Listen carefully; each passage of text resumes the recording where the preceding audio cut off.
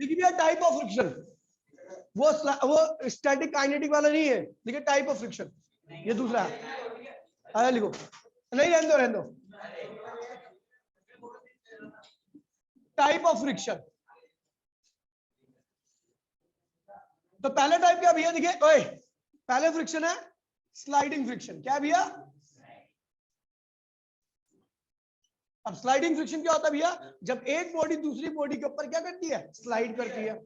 when one body when the force of friction that comes into play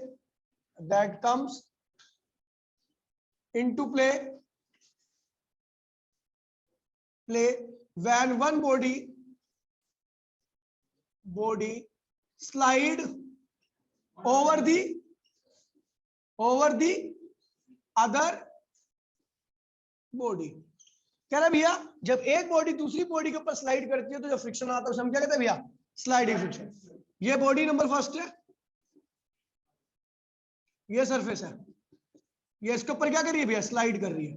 ठीक है, slide कर रही है, तो यहाँ पर जो फ्रिक्शन आएगा इसे क्या कहेंगे भैया, स्लाइडिंग फ्रिक्शन। क्या कहेंगे भैया, फ्रिक्शन। अगला फ्रिक्शन आता है भैया रोलिंग फ्रिक्शन। क्या है भैया, rolling friction.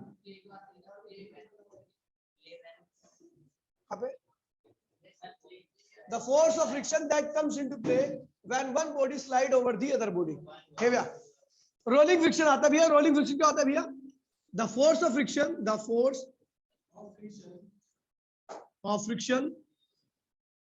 that comes into play when one body rolls over the other body। कह रहा भैया वो फोर्स ऑफ फ्रिक्शन जब एक बॉडी दूसरी बॉडी के ऊपर रोल करती है। एग्जांपल में एक पहिया है, ये पहिया क्या कर रहा है भैया, रोल कर रहा है। क्या कर रहा है भैया, तो जो फ्रिक्शन आएगा उसे हम क्या कहेंगे भैया, फ्रिक्शन। ठीक भैया, हो गया। फोटो ले भाई, फोटो ले। ठीक है, अरे भाई तू मतलब एक ही जने लेगा, आएगी अभी शेयर मत करना, मेरे को पर्सनली व्हाट्सएप पे भेज देना। ठीक है, मिटो रहो। अब देखिए भैया, मिटो।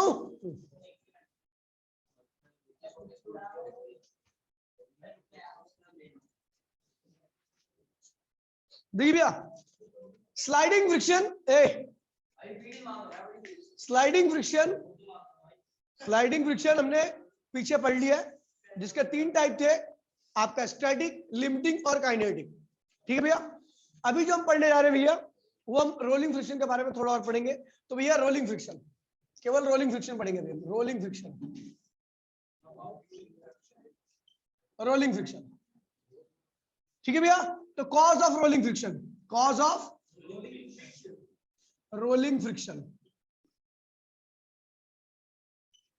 रोलिंग फ्रिक्शन का कारण क्या है, तो बड़ा ही इजीएस्ट कारण है, कोई दिक्कत नहीं भैया। देखिए आपको पता भैया ये आपका वो है, व्हील है। क्या ये व्हील है, ठीक है भैया। तो व्हील का जो जमीन के साथ जो पार्ट कांटेक्ट में होता है, व्हील का जो पार्ट जमीन के साथ कांटेक्ट में होता है वो बहुत छोटा होता है। आपने कहा व्हील का बहुत छोटा सा पार्ट जमीन के साथ कांटेक्ट में होता है, देखा ना, व्हील का बहुत छोटा सा पार्ट एरिया जमीन के क्या होता है भैया, कांटेक्ट में होता है। आपको पता भैया pressure equals to force upon में क्या होता है भैया, एरिया, यानी pressure is inversely equal to क्या होता है भैया, आपका एरिया होता है। ठीक है, अभी क्या होता है कि इस व्हील का बहुत छोटा सा पार्ट जमीन के कांटेक्ट में, मतलब एरिया ऑफ कांटेक्ट क्या है भैया, व्हील का बहुत छोटा होता है। जब एरिया ऑफ कांटेक्ट बहुत छोटा होगा तो जमीन पे प्रेशर क्या लगेगा, बहुत ज्यादा, और इतना ज्यादा। देखिए भैया ये व्हील है, व्हील काफी गाड़ी क्या होती है, काफी भारी होती है, तो ये क्या होता है, वेट हो गया, ये नॉर्मल रिएक्शन हो गया। अब ये क्या है, बहुत ज्यादा होता है, ये क्या होता है, टू हाई। क्या होता है भैया, गाड़ी का वजन काफी ज्यादा होता है, ठीक भैया। और एरिया क्या होता है भैया, टू स्मॉल। तो आप देखते हो भैया प्रेशर जो होता है फोर्स के डायरेक्ट ही होता है, तो फोर्स तो यहाँ पर क्या है भैया, बहुत ज्यादा, और एरिया ऑफ कांटेक्ट क्या है भैया, टू स्मॉल। तो भैया एरिया ऑफ कांटेक्ट बहुत छोटा है और फोर्स बहुत बड़ा है, तो प्रेशर क्या होगा, टू लार्ज, बहुत ज्यादा बड़ा। समझ गए भैया? देखिए गाड़ी का जो वजन होता है वो काफी ज्यादा होता है, यानी फोर्स का काफी ज्यादा होने वाला है, ठीक है। और एरिया ऑफ कांटेक्ट जो जमीन के साथ होता है व्हील का, वो क्या होता है भैया, बहुत छोटा होता है। तो ये फोर्स तो बहुत ज्यादा है और एरिया क्या है भैया, बहुत कम है, तो इसकी वजह से प्रेशर की वैल्यू क्या होती है, बहुत बड़ी हो जाती है। अब गाड़ी हल्की होती है क्या, तो उसका फोर्स क्या हो गया, डायरेक्टली और यूनिवर्सली प्रोपोर्शनल जाता है। क्या होता है, बढ़ने पे बढ़ता है और घटने पे बढ़ता है। तो एरिया क्या है, कम है, तो प्रेशर क्या होगा, ज्यादा होगा। अब फोर्स क्या है, ज्यादा है, तो प्रेशर फिर भी क्या होगा, इसकी वजह से प्रेशर बहुत ज्यादा हो जाएगा, ठीक है। ओए तो यहां पर क्या होता है भैया, ये जमीन क्या होती है, थोड़ी सी धंस जाती है, डिप्रेस हो जाती है जमीन, ठीक है भैया। पहिया क्या होता, पहिया क्या होता है, आपका जो व्हील होता है वो जमीन में थोड़ा धंस जाता है, इसे कहते हैं डिप्रेशन। क्या कहते हैं इसे भैया, डिप्रेशन हो गया, जमीन के अंदर क्या क्रिएट हो गया, डिप्रेशन। और इसके आगे एक ऊंचाई से क्रिएट होती है जिसको हम क्या कहते हैं भैया, माउंट। क्या कहते हैं इसे भैया, तो भैया अब ये जो डिप्रेशन है और ये जो माउंट है वो पहिए को आगे बढ़ने में क्या करता है, दिक्कत पैदा करता है। नहीं समझे? अबे पहिया धस चुका है और आगे क्या हो चुका है, माउंट क्रिएट हो चुका है, और इस कंडीशन में पहिए को आगे बढ़ने में क्या होगी, दिक्कत होगी। उसी दिक्कत को हम क्या कहते हैं भैया, रोलिंग फ्रिक्शन। क्या कहते हैं भैया, दोबारा बोल रहा हूँ भैया, देखिए जब एक पहिया होता है, पहिए के व्हील की बात करता हूँ, तो व्हील का बहुत छोटा सा पार्ट जमीन के कांटेक्ट में होता है, और जो गाड़ी होती है उसका वजन क्या होता है, काफी ज्यादा होता है। वजन ज्यादा होने की वजह से फोर्स क्या होता है, काफी ज्यादा हो जाता है, तो प्रेशर क्या होता है, ज्यादा होता है। दूसरा एरिया बहुत कम होता है, तो प्रेशर क्या होता है, बहुत ज्यादा हो जाता है। उस हाई प्रेशर की वजह से जमीन क्या होती है, थोड़ी सी डिप्रेस्ड हो जाती है, डिप्रेशन में आ जाती है, धस जाती है। और इसके आगे एक माउंट क्रिएट होता है, जब पहिया आगे बढ़ने का सोचता है तो ये डिप्रेशन और ये माउंट मिल करके क्या होते हैं, पहिए को आगे बढ़ने में दिक्कत पैदा करते हैं। इस बता रहा हूं, ठीक है, इसी दिक्कत को हम क्या कहते हैं भैया, रोलिंग फ्रिक्शन कहते हैं। अब बात करूं भैया, जितनी ज्यादा रॉड सॉलिड होगी तो ये डिप्रेशन क्या होगा, उतना ही कम आएगा, और माउंट आगे क्या होगा, उतना ही कम क्रिएट होगा। तो उस केस में रोलिंग फ्रिक्शन की वैल्यू क्या होगी, कम हो जाएगी। लेकिन अगर मिट्टी वाली रोड की बात करूं, मिट्टी वाली रोड की, तो मिट्टी वाली रोड क्या होती है, धंस जाती है, ठीक है भैया। आपने देखा ट्रक पर जब मिट्टी वाली रोड से आते तो काफी ज्यादा एफर्ट लगाना पड़ता है उनको, इसलिए क्योंकि भैया मिट्टी वाली रोड क्या होती है, धंस जाती है। धंसने की वजह से क्या होता है भैया, डिप्रेशन ज्यादा और माउंट आगे क्या होता है, ज्यादा क्रिएट होता है। अब जब पहिए को यहाँ से निकलना होता है तो उसको ज्यादा दिक्कत होती है, यानी फ्रिक्शन क्या इस केस में ज्यादा है। समझ गए भैया? तो रोलिंग फ्रिक्शन आने का कारण क्या है भैया, पहिए का, गाड़ी का ज्यादा वजन, ये वेट ऑफ, ये वेट है, ये वेट है, और ये क्या है भैया, area of contact with surface, area of contact of wheel with surface, surface के साथ व्हील का एरिया ऑफ कांटेक्ट क्या है, बहुत छोटा होता है, और गाड़ी का वजन क्या होता है भैया, बहुत, ये काफी ज्यादा होता है, जिसकी वजह से प्रेशर क्या होता है भैया, बहुत ज्यादा हो जाता है, और ये व्हील का होता थोड़ा धंस जाता है। इसको क्या कहते हैं भैया, डिप्रेशन, और इसके आगे जो क्रिएट होता है उसे क्या कहते हैं भैया, माउंट। ठीक है भैया? अब अगर व्हील यहां से बाहर की तरफ जाएगा तो उसको एक्स्ट्रा एफर्ट लगाना पड़ता है, ठीक है। हो गया? ठीक है भैया? तो इसकी छोटी सी थ्योरी है, मैं आपको भेज दूंगा, आप उससे लिख लेना, ठीक है भैया? अब छोटी जो मैंने बताया वही है थ्योरी। इसके साथ भेज दूंगा, ठीक है, अटैच करके। आगे बढ़ते भैया प्लीज। ओए समझ में आ गया रोलिंग फ्रिक्शन क्यों आता है? कौन है यार ये? हाँ भैया, लॉ ऑफ रोलिंग फ्रिक्शन, इसका भी लॉ है। उड़े उड़े बेटा, लॉ ऑफ रोलिंग फ्रिक्शन। जब कोई चीज रोल करती है तो वहां पे क्या आता है भैया, रोलिंग फ्रिक्शन आता है।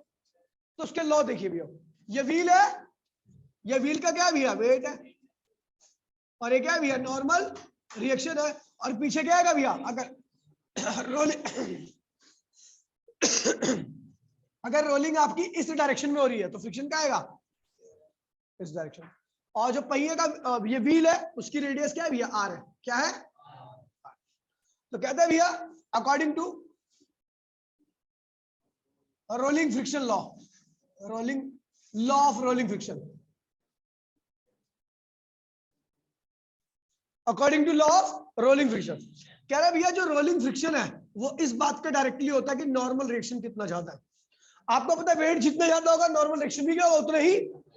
अब जब वेट ज्यादा होगा तो भैया क्या होगा, डिप्रेशन भी क्या आएगा और रोलिंग फ्रिक्शन भी क्या होगा। तो यहाँ पे ध्यान रखना भैया कि वेट mg ज्यादा, n ज्यादा,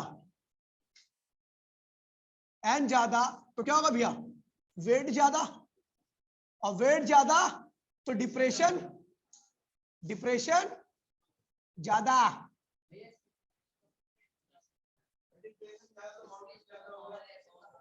क्यों क्यों, अबे ओए जब ये ज्यादा होगा ना तो ये अपने आप ज्यादा होगा, यहाँ पे यूनिवर्सली ये इस पे ही डिपेंड करता है, समझ गया। तो भैया देखिए n ज्यादा तो वेट ज्यादा, और वेट ज्यादा रहेगा तो जमीन में डिप्रेशन क्या होगा, तो रोलिंग फ्रिक्शन क्या होगा। हाँ बिल्कुल, रोलिंग फ्रिक्शन ज्यादा, कोई दिक्कत तो नहीं है। तो इस तरीके से अगला क्या है भैया, देखिए जो फ्रिक्शन है वो रेडियस के इनवर्सली होता है, व्हील की रेडियस के इनवर्सली होता है। पता क्यों, क्योंकि जो बड़ा ज्यादा बड़ा, देखिए जितने भी भारी भारी गाड़ियां होती है उसमें सब में बड़े बड़े व्हील लगे होते हैं, ट्रक वगैरह में। रीजन यही होता है क्योंकि वो जो पहिया होता है ना, बड़ी रेडियस करने पर धंसता कम है, बड़ी रेडियस करने पर पहिया क्या होता है आपका कम धंसता है, और छोटी रेडियस वाला पहिया क्या होता है जल्दी धंस जाता है। स्कूटी देखिए भैया, स्कूटी नाली वाली में क्या होती है, जल्दी से घुस जाती है, छोटा व्हील होता है। लेकिन बाइक वाइक क्या होती है, इजिली निकल जाती है क्योंकि उसका व्हील क्या होता है, नहीं धंसता। ठीक है भैया, तो रेडियस बड़ी होने पे क्या होता है, आर ज्यादा होगा तो क्या होगा भैया, डिप्रेशन, डिप्रेशन कम आएगा, और डिप्रेशन जहां कम होता है तो फ्रिक्शन क्या होगा, डिप्रेशन क्या होगा भैया, क्या होगा, रोलिंग फ्रिक्शन कम हो जाएगा। कोई दिक्कत तो नहीं भैया। इन तीन दोनों को कंबाइन कर दिया, f r is directly equal to क्या होगा, एन अपॉन में क्या होगा आर, और यहाँ पर प्रोपोर्शनलिटी साइन हटाने के लिए हम जिस कांस्टेंट का यूज करते हैं उसको कहते हैं म्यू आर। क्या कहते हैं भैया, और ये एन अपॉन में आर के बराबर होता है, that is the formula of rolling friction. ठीक है भैया, रोलिंग फ्रिक्शन या लॉ ऑफ रोलिंग फ्रिक्शन। कोई दिक्कत तो नहीं बेटा, फोटो ले फटाफट जल्दी से।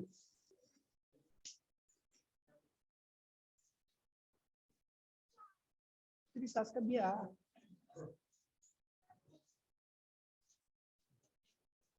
हो गया, बॉयज हो गया,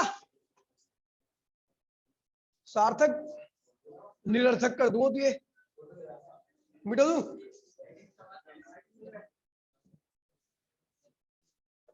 देखिए भैया अब बहुत ज्यादा इंपॉर्टेंट टॉपिक आने वाला, बहुत ज्यादा खास इंपॉर्टेंट टॉपिक है जिसका नाम है work done on a rough incline plane, work done on a rough incline plane. और इस केस में आपको बॉडी के द्वारा एक्सेलरेशन, बॉडी का एक्सेलरेशन, बॉडी के ऊपर लगने वाला फोर्स और बॉडी का वर्क डन निकालना। बहुत आसान है, बस समझना ध्यान से, चीजें बहुत आसान है। ठीक है भैया, तो टॉपिक का नाम है भैया work done on a rough plane, rough rough surface. ठीक है भैया, रफ सरफेस, इसके तीन केस है। आपको बॉडी को कहां पे चलाना है भैया, रफ सरफेस पे, वहां पर आपको क्या निकालना है, वर्क डन और एक्सीलरेशन, और एक्सीलरेशन, दोनों चीज निकाल देंगे एक साथ। ठीक है भैया, ये क्वेश्चन में दोनों चीज भी निकालने के लिए आती है और एक सिंगल चीज भी निकालने के लिए आती है, बहुत आसान है। ठीक है भैया, चुटकियों में कर देंगे। तो case number first, case number first, surface कैसी है, प्लेन। क्या है भैया, प्लेन, हॉरिजॉन्टल प्लेन है। कैसी है भैया, आपको वर्क करना, लेकिन रफ है वो। ठीक है भैया, तो ये आपकी बॉडी है, इसके ऊपर आप लगा रहे फोर्स, और फ्रिक्शन कहां आ रहा है भैया, पीछे, और बॉडी कहां से कहां पे गई, ए से लेके बी पे गई, और इस दौरान इसने कितना डिस्प्लेसमेंट किया, एक्स डिस्प्लेसमेंट किया। कितना किया, इस बॉडी का मास क्या है, एम, तो इसका वेट क्या होगा, एम जी, और उल्टी डायरेक्शन में क्या आएगा, याद है, नॉर्मल डायरेक्शन। ठीक है भैया, चलो हो गया, कोई दिक्कत तो नहीं है। अब फिजिक्स में एक चीज होती है, ठीक है भैया, यहां पर आपको पता वर्क कौन टर्न करा रहा है? फोर्स। और ये फोर्स कितना होना चाहिए? फ्रिक्शन जो भी लग रहा है पीछे उससे थोड़ा सा ज्यादा। कितना ज्यादा? अगर फ्रिक्शन 4 न्यूटन है तो ये वाला फोर्स कितना होना चाहिए? 5, 6, 10, 15, 20, 1 लाख पे 1 करोड़ सब पे जाएगा ना, बस ज्यादा होना चाहिए। लेकिन भैया यहाँ पर जब मैं बोलूंगा कि फोर्स ज्यादा होना चाहिए, ये वाला फोर्स, तो कितना ज्यादा होना चाहिए? यहाँ पर कोई लिमिट ही नहीं है इसकी ज्यादा होने की, है भैया। तो इसीलिए हम यहाँ पर क्या लेते हैं? Minimum condition. क्या लेते हैं भैया? अगर ये 4 न्यूटन का है तो इसको भी क्या होना पड़ेगा? 4 से ज्यादा होगा तो जाएगा ही जाएगा, आगे तो बढ़ेगा ही बढ़ेगा। अगर ये फोर्स फ्रिक्शन फोर्स 4 न्यूटन है, मैक्सिमम फ्रिक्शन फोर्स क्या है? 4 न्यूटन है, तो उसको कितना होना पड़ेगा? 4 से ज्यादा। तो 4 से ज्यादा तो कुछ भी हो सकता है। हमें कौन सी कंडीशन लेके चलनी है? मिनिमम कंडीशन, कि कहां पर इसकी मोशन की पॉसिबिलिटी कहां से स्टार्ट होगी? तो पॉसिबिलिटी कहां से स्टार्ट होगी? 4 न्यूटन से ही स्टार्ट होगी। समझ गए भैया? तो हेयर फोर्स क्या होगा? ये जो आपका फोर्स है वो किसके बराबर चाहिए? इससे या तो ज्यादा या कम से कम इसके बराबर। ज्यादा इसे कहते हैं ग्रेटर देन इक्वल्स टू। क्या भैया? तो यहां से आपको ये इक्वल टू लेके चलना है, क्योंकि ग्रेटर तो कुछ भी हो सकता है। आपको मिनिमम कंडीशन लेके चलिए। क्या लेनी भैया? Minimum condition.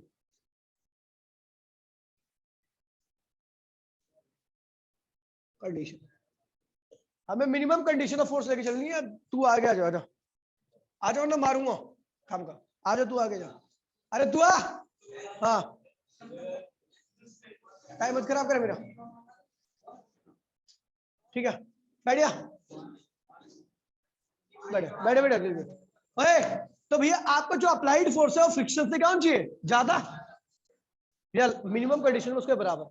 हम हमेशा बराबर वाली कंडीशन को ही लेके चलेंगे, ज्यादा तो पता नहीं कौन सी कंडीशन होगी। समझ गया भैया? तो भैया देखिए, फ्रिक्शन क्या होता है आपको बताया था। फ्रिक्शन क्या होता है भैया? म्यू इंटू में एन, और एन क्या है यहाँ पर? एन इक्वल्स टू में एम जी के बराबर है। तो F is greater than equals to क्या होगा? Mu M g. कोई दिक्कत तो नहीं है? यानी फोर्स आपका इतना आ गया। क्या आ गया? चलो भैया पहले निकालते हैं एक्सीलरेशन, बाद में निकालेंगे वर्क। एक्सीलरेशन क्या होगा? तो भैया देखिए, आपको पता है ये फोर्स क्या होगा? इस फोर्स को मैं मास इंटू में एक्सीलरेशन में तो लिख सकता हूं।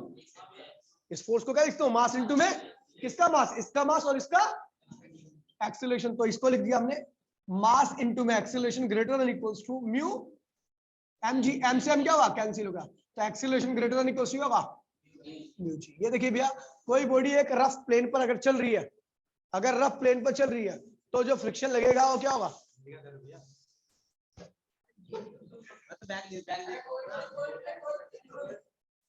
हे भैया, अब वर्क आ रहा है। क्या आ रहा है भैया? वर्क क्या आ रहा है भैया? एक्सीलरेशन निकाल लिया, एक्सीलरेशन आ गया, वर्क निकाल रहे। वर्क क्या होता है? Work A to B. कहां निकाल रहे भैया? ए से बी। ये ए है, ये बी है, तो वर्क निकालने के लिए क्या होता है? फोर्स इंटू में डिस्प्लेसमेंट। तो ये फोर्स कितना है बेटा? Mu M g, mu M g, और डिस्प्लेसमेंट कितना है भैया? एक्स। तो वर्क क्या आ गया भैया? इतना आ गया। रफ प्लेन सरफेस पर आपका एक्सीलरेशन इतना आता है बॉडी का, और वर्क इतना आता है। और फोर्स क्या होता है भैया? ये होता है। हाँ, वर्क हमेशा जूल में होगा। ए भैया आगे बढ़े, फोटो दे।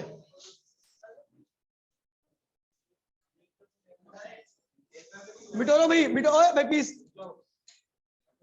अरविंदर, तेरे को उस दिन क्या बोला था मैंने? क्लास में मत बोलियो, मत समझा। केस नंबर सेकंड, ओए केस नंबर सेकंड ध्यान दीजिए भैया, एक बार में समझ में आएगा आपको, ठीक है? केस नंबर सेकंड, और नहीं देखोगे तो कभी समझ में नहीं आएगा। हाँ, second case, on a rough inclined plane, inclined plane. भैया हॉरिजॉन्टल नहीं है इस बार, इंक्लाइंड है, मुड़ा हुआ। देखिए भैया ऐसा, ये क्या है? ये थीटा। आपको पता है भैया, अगर बॉडी हॉरिजॉन्टल प्लेन पे रखी रहती है तो mg और नॉर्मल रिएक्शन क्या होते हैं? दोनों एक लाइन में होते हैं, पता तो है। अगर बॉडी आपकी ऐसे पे रखी गई है तो आपको पता है नॉर्मल रिएक्शन तो हमेशा क्या होता है? नॉर्मल ही होगा, बॉडी के परपेंडिकुलर होगा। लेकिन वेट क्या होगा? ऐसा हो जाएगा।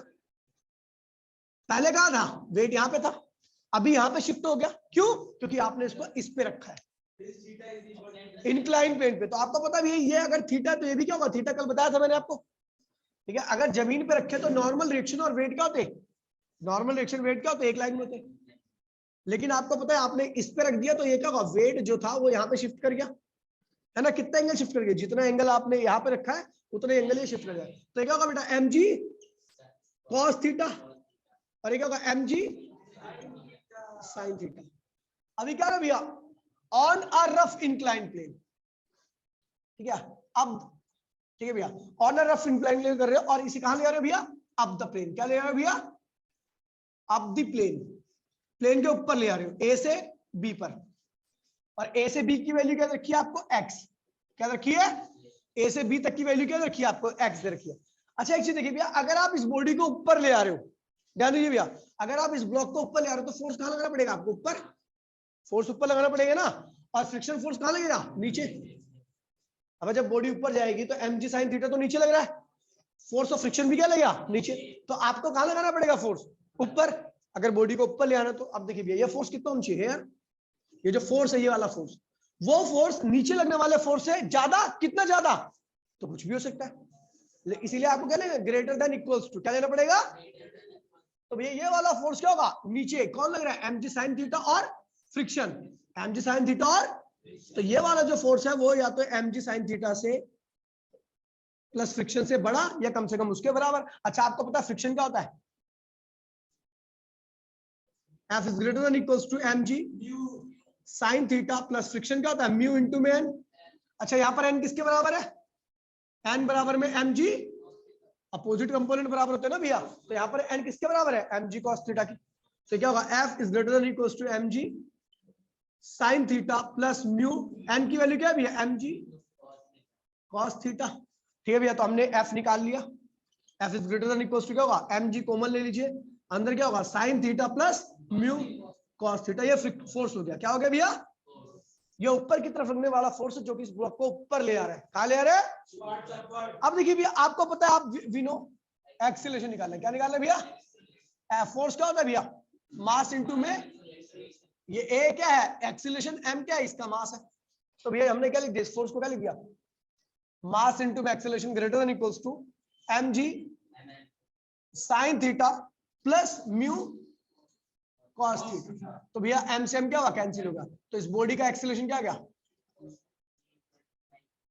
Sign theta plus mu cos theta, ये हो गया आपका एक्सीलरेशन बॉडी का जब ऊपर जा रही है बॉडी। ठीक है भैया, अच्छा वर्क कितना होगा, वर्क ए टू बी, तो भैया वर्क होता है भैया फोर्स इनटू में डिस्प्लेसमेंट। फोर्स कितना है भैया, ये रहा एम जी sine theta plus mu cos theta, ये फोर्स हो गया, डिस्प्लेसमेंट कितना हुआ एक्स, तो ये वर्क आ गया, कोई दिक्कत तो नहीं भैया, ये आपने सब निकाल दिया इसका फोटो ले। ठीक है, अगला आ रहा भैया डाउन द प्लेन। अभी हम कहा जाते हैं अप द प्लेन, अब कहां रहे हैं, down the plane, case number 3।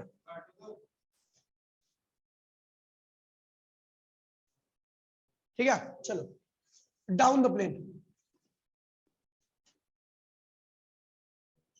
Down the plane आ रहे हैं, नीचे की तरफ आ रहे हैं। तो भैया नीचे की तरफ आ रहे हैं तो भैया क्या होगा, फोर्स हमें नीचे लगाना पड़ेगा, है ना, एक्सीलरेशन भी कहां होगा, नीचे।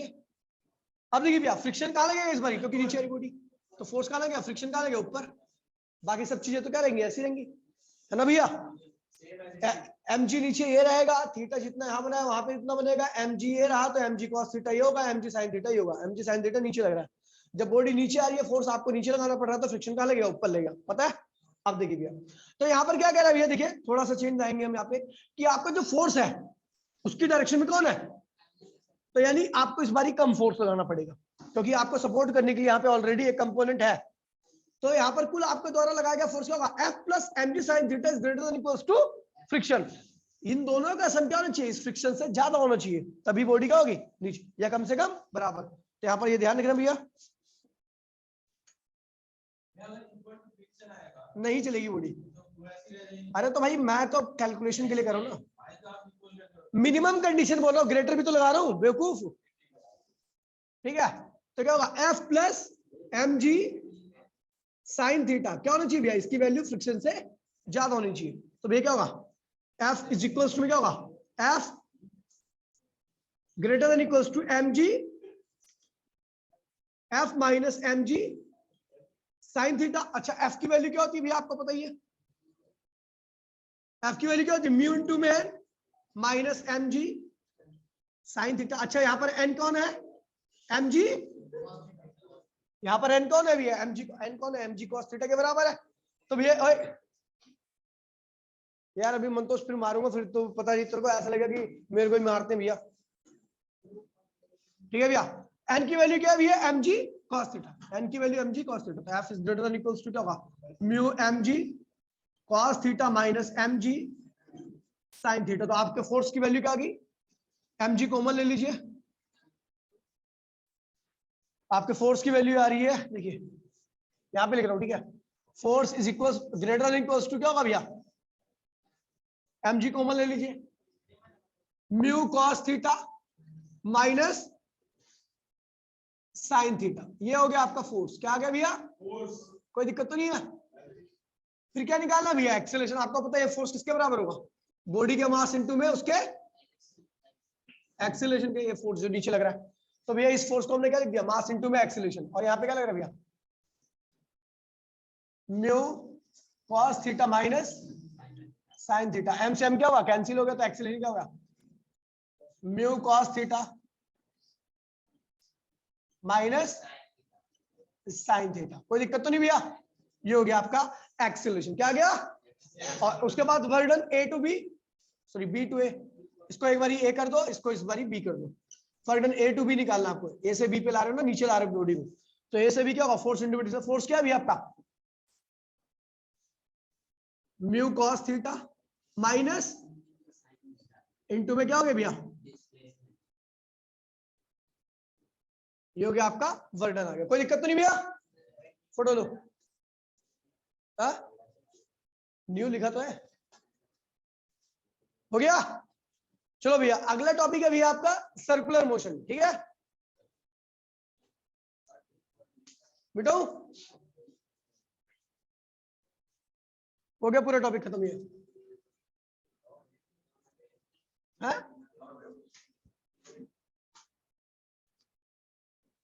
देखिए बेटा सर्कुलर मोशन बहुत अच्छा टॉपिक है,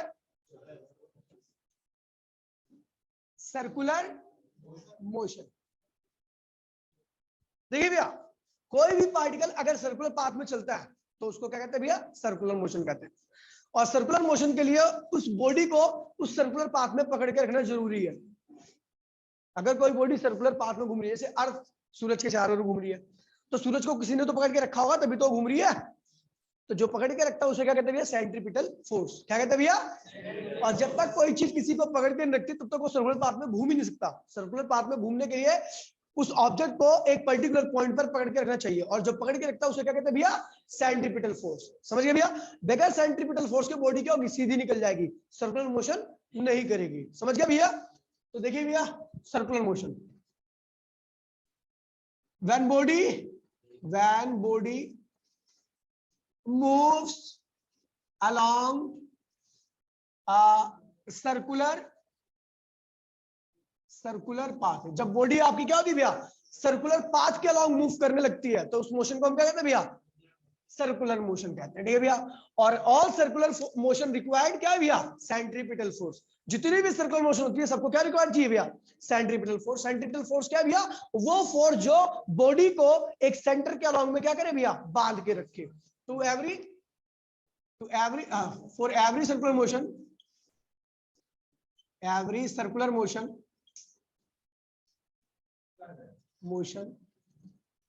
ये भैया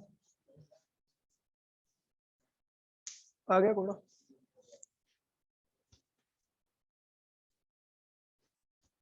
the force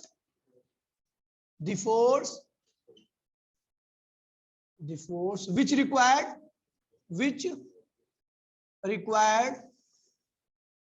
for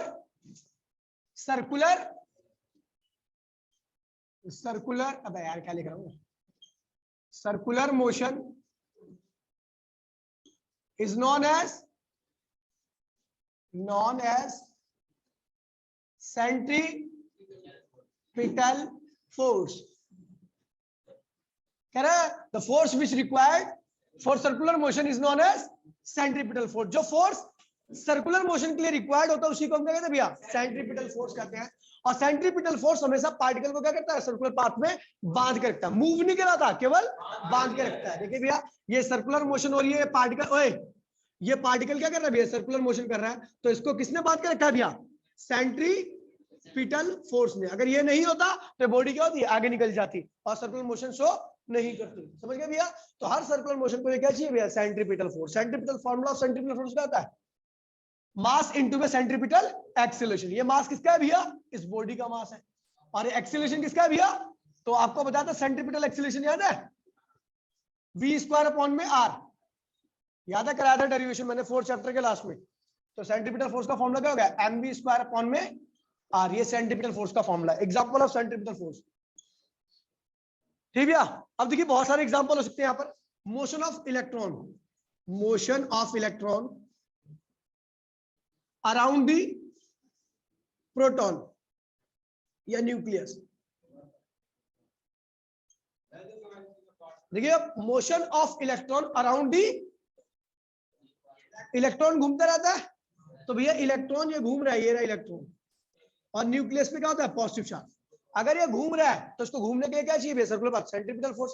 अब सेंट्रीपिटल फोर्स कौन सा फोर्स होता है, जिसको बांध के रखता है, तो उसको बांधने वाला फोर्स क्या, इलेक्ट्रॉन प्रोटॉन को बांधने वाला फोर्स होता है, वो होता है इलेक्ट्रोस्टैटिक फोर्स। क्या होता है भैया, तो यानी इस केस में जो सेंट्रीपिटल फोर्स है वो क्या एक्चुअल में आपका इलेक्ट्रोस्टैटिक फोर्स, क्योंकि सेंट्रीपिटल फोर्स क्या करता है, बांध के रखता है, और यहाँ पर बांधने वाला फोर्स कौन है, इलेक्ट्रोस्टैटिक फोर्स। तो यानी इसका मतलब यहाँ पर सेंट्रीपिटल फोर्स क्या है, इलेक्ट्रोस्टैटिक फोर्स। तो यहाँ पर देखिए भैया सेंट्रीपिटल फोर्स कौन है, electrostatic force, electrostatic force in between electron and proton. Electron और प्रोटॉन के बीच में लगने वाला जो इलेक्ट्रोस्टैटिक फोर्स है, उसी ने इलेक्ट्रॉन को बांध के रखा हुआ है, और उसी वजह से ये इलेक्ट्रॉन क्या कर रहा है भैया, सर्कुलर पाथ में घूम पा रहा है। अब देखिए भैया दूसरा एग्जांपल है motion of earth around the sun, motion of earth sun. ठीक है भैया, तो इस केस में देखिए भैया सन है, ये सन है, और ये क्या है भैया, अर्थ है, अर्थ है, अर्थ है। ठीक है भैया, तो ये देखिए इसको बांध के किसने रखा हुआ है, सन ने, सन की ग्रेविटी ने। ठीक है, सन की ग्रेविटी नहीं होती तो अर्थ क्या होती, बाहर निकल जाती। ठीक है भैया, हाँ सीता, हाँ जी, हाँ खत्म। देखिए भैया, तो यहां पर सेंट्रीपिटल फोर्स कौन है, ग्रेविटेशनल फोर्स। क्या है भैया, gravitational, gravitational force. Gravitational force नहीं होता तो यहां पर रुकता नहीं, क्या होता, तोड़ के बाहर निकल जाता, कोई दिक्कत तो नहीं है।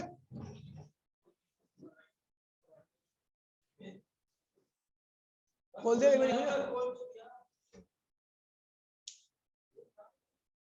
हाँ अभी बाद में लगा लेना।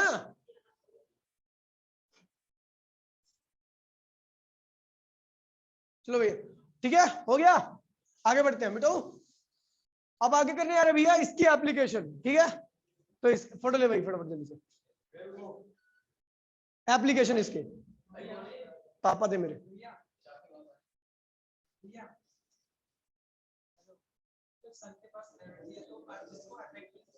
अब घूम, देखिए भैया, ओए इसका क्वेश्चन है भाई प्लीज, इसका क्वेश्चन है कि ग्रेविटी खींचती है, भाई वो घूमता भी तो रहता है। अगर कोई चीज नहीं घूमेगी ना तो वो सन के सेंटर में आ जाएगी, और कोई चीज घूमती रहेगी ना तो वो उसी में घूमती रहेगी, सन के सेंटर के पास नहीं आएगी। खुद देखियो कि एक रबड़ की बॉल है, ठीक है, रबड़ तो उसको खींचती रहती है ना अंदर की तरफ, अगर जैसे तू उसे घुमाएगा तो क्या होगी, रबड़ की बॉल दूर हो जाती है। ठीक है, खिंचाव की वजह से उस पाथ में है, ठीक है भैया, और घूमने की वजह से वो पास में नहीं आ रही। अगर अर्थ घूमना बंद कर देगी तो कहां आ जाएगी, समझ गया, घूमने की वजह से क्या होता है, सेंटर में नहीं आ पाती। समझ गया, हाँ कुछ नहीं है, सेंट्रीपिटल फोर्स और सेंट्रीफ्यूगल फोर्स दोनों ही क्या होते हैं, बराबर होते हैं। सेंट्रीफ्यूगल फोर्स होता है एक हाइपोथेटिकल फोर्स होता है, यानी स्यूडो फोर्स कहते हैं इसको, हम क्या कहते हैं भैया, स्यूडो फोर्स। ये एक्चुअल में इसका कोई सिग्निफिकेंस नहीं है, बस इसका काम क्या है भैया, सेंट्रीपिटल फोर्स सेंटर की तरफ लग रहा है तो सेंट्रीफ्यूगल फोर्स क्या होगा, दूर की तरफ लगेगा और बॉडी को उसके पाथ में मेंटेन रखेगा। ओए अगर कोई चीज किसी पाथ में चल रही है तो उसको बैलेंस किया गया, तो सेंट्रीपिटल फोर्स कहां लग रहा है? सेंटर की तरफ। तो बैलेंस करने के लिए कहां लगनी चाहिए दूसरा फोर्स? सेंटर से दूर की तरफ। समझ गया? तो सेंट्रीफ्यूगल फोर्स वो होता है तो वो फोर्स जो सेंटर से दूर की तरफ लगता है। समझ गए? चलो भैया दूसरी मीटिंग करो भैया, दूसरी मीटिंग जल्दी से। सेम लिंक पे जिसने मिस की